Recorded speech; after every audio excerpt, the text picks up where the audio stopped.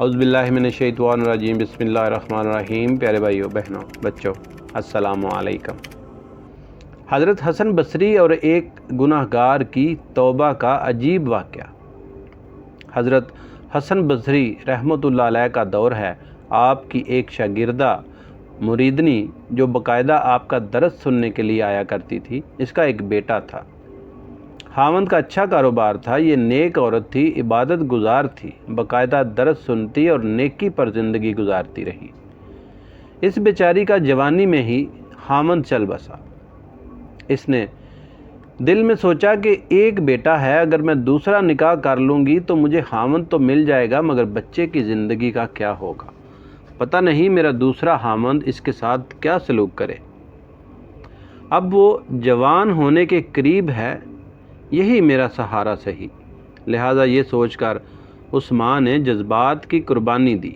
ऐसी औरत के लिए हदीस पाक में आया है कि जो इस तरह अगली शादी ना करे और बच्चों की तरबियत के लिए इसी तरह ज़िंदगी गुजारे तो बाकी पूरी ज़िंदगी इसको गाजी बनकर गुजारने का सवाब दिया जाएगा, क्योंकि वो जहाद कर रही है अपने नफ्स के साथ।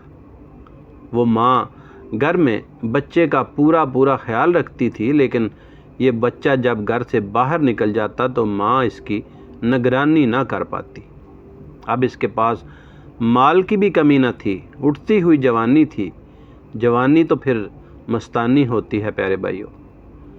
चुनाचे वो बच्चा बुरी सोबत में गिरफ्तार हो गया, शबाब और शराब के कामों में मसरूफ़ हो गया। माँ बराबर समझाती रही, लेकिन बच्चा कुछ ना समझा, एक चिकने घड़े की तरह हो गया। वो इनको हज़रत हसन बसरी रहमतुल्लाह अलैह के पास लेकर आई। हज़रत भी इसको कई घंटे समझाते, लेकिन इसका नेकी की तरफ ध्यान ही नहीं था। कभी कभी माँ से मिलने आता, अक्सर घर से बाहर ही रहता। माँ फिर समझाती और फिर इसको हज़रत हसन बसरी रहमतुल्लाह अलैह के पास लेकर जाती। हज़रत भी समझाते, दुआएं भी करते, मगर इसके कान पर जूं न रेंगती। हज़रत हसन बसरी रहमतुल्लाह अलैह के दिल में ये बात आई कि शायद अब इसका दिल पत्थर बन गया है, मोहर लग गई है। माँ तो बहरहाल माँ होती है। दुनिया में माँ ही तो है जो अच्छों से भी प्यार करती है और बुरों से भी प्यार करती है। इसकी नज़र में तो इसके बच्चे ही रहते हैं। माँ तो इनको नहीं छोड़ सकती। बाप भी कह देता है कि घर से निकल जाओ, इसको धक्का दो, मगर माँ कभी नहीं कहती। इसके दिल में अल्लाह ने मोहब्बत ही ऐसी रखी है। माँ इसके लिए फिर खाना बना कर देती, इसके लिए दरवाज़ा खोलती, फिर प्यार से समझाती, ऐ बेटे नेक हो जा, ज़िंदगी अच्छी कर ले। अब देखिए अल्लाह की शान के कई साल बुरे कामों में लगकर इसने सेहत भी तबाह कर ली और दौलत भी तबाह कर दी, और इसके जिस्म में ऐसी बीमारियां पैदा हो गईं कि तबीबों ने भी बीमारी ला इलाज बता दी। अब उठने की भी सकत ना रही और बिस्तर पर पड़ गया। इतना कमज़ोर हो गया कि अब इसका आखिरत का सफ़र सामने नज़र आने लगा। माँ फिर पास बैठी, मोहब्बत से समझा रही है, मेरे बेटे अब तूने जो ज़िंदगी का हशर कर लिया वो तो कर लिया, अब भी वक्त है, तू माफ़ी मांग ले, तौबा कर ले, अल्लाह ताला गुनाहों को माफ़ करने वाला है। जब माँ ने प्यार और मोहब्बत से समझाया तो इसके दिल पर कुछ असर हुआ। कहने लगा, माँ मैं कैसे तौबा करूँ, मैंने बहुत बड़े गुनाह किए हैं। माँ ने कहा, बेटा हज़रत से पूछ लेते हैं। कहा, अम्मी मैं चलकर जा नहीं सकता, आप उठा कर ले जा नहीं सकती, तो मैं कैसे इन तक पहुंचूं। अम्मी आप ऐसा करें कि आप खुद ही हज़रत के पास जाएं और हज़रत को बुला कर ले आएं। माँ ने कहा, ठीक है बेटा मैं हज़रत के पास जाती हूँ। बच्चे ने कहा कि अम्मी अगर आपके आने तक मैं दुनिया से रुखसत हो जाऊँ तो अम्मी हज़रत से कहना मेरे जनाजे की नमाज वही पढ़ाएं।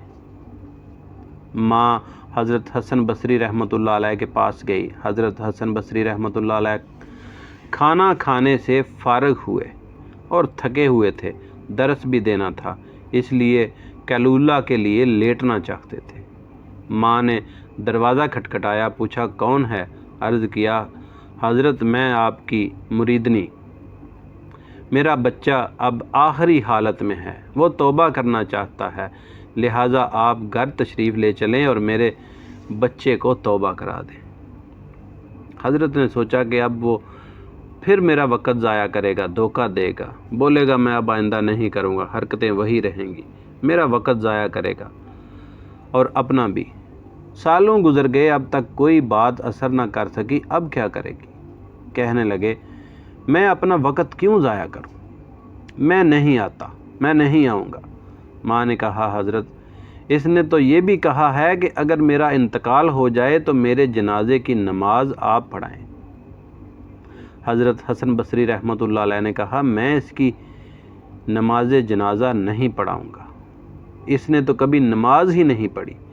اب وہ شاگردہ تھی، چپ کر کے اٹھی برے دل کے ساتھ، ایک طرف بیٹا بیمار، دوسری طرف حضرت کا انکار، اس کا غم تو دگنا ہو گیا۔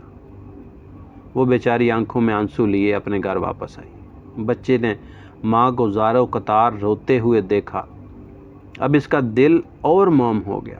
کہنے لگا امی آپ کیوں اتنا رو رہی ہیں؟ ماں نے کہا بیٹا ایک تیری یہ حالت ہے اور دوسری طرف حضرت نے تیرے پاس آنے سے انکار کر دیا، تو اتنا برا کیوں ہے کہ وہ تیرے جنازے کی نماز بھی پڑھانا نہیں چاہتے۔ اب یہ بات بچے نے سنی تو اس کے دل پر گہرا اثر ہوا، اس کے دل پر بہت صدمہ ہوا۔ کہنے لگا امی مجھے مشکل سے سانسیں آ رہی ہیں، ایسا نہ ہو میری سانس بند ہو جائے، لہٰذا میری ایک وصیت سن لیں۔ ماں نے پوچھا بیٹا وہ کیا ہے؟ کہا امی میری وصیت ہے کہ جب میری جان نکل جائے تو سب سے پہلے اپنا دوپٹہ میرے گلے میں ڈالنا، میری لاش کو سڑکوں پر گھسیٹنا، گلیوں میں گھسیٹنا، اپنے گھر کے چاروں طرف میری لاش کو گھسیٹنا جس طرح ایک مرے ہوئے کتے کی لاش گھسیٹی جاتی ہے۔ ماں تڑپ اٹھی۔ ماں نے پوچھا بیٹا وہ کیوں؟ کہا امی اس لیے کہ دنیا والوں کو پتہ چل جائے کہ اپنے رب کا نافرمان اور ماں باپ کا نافرمان ہونا، اور اس کا انجام یہی ہوتا ہے۔ اور امی مجھے قبرستان میں دفن نہ کرنا۔ ماں نے کہا بیٹا تجھے قبرستان میں دفن کیوں نہ کروں؟ کہا امی مجھے اس صحن میں اپنے گھر میں ہی دفن کر دینا، ایسا نہ ہو کہ میرے گناہوں کی وجہ سے قبرستان کے مردوں کو تکلیف پہنچے۔ جس وقت اس نوجوان بیٹے نے ٹوٹے دل سے عاجزی سے یہ باتیں کہیں تو پروردگار کو شاید اس کی توبہ قبول ہو گئی، اس کی یہ بات اچھی لگ گئی، روح قبض ہو گئی، ابھی روح نکلی ہی تھی اور ماں بھی اس کی آنکھیں بند کر رہی تھی کہ باہر سے دروازہ کھٹکھٹانے کی آواز آئی۔ عورت نے اندر سے پوچھا کون ہے؟ جواب آیا میں حسن بصری ہوں۔ کہا حضرت آپ کیسے؟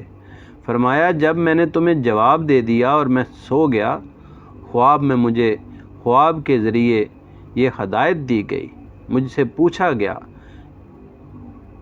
کہ حسن تو میرا کیسا ولی ہے؟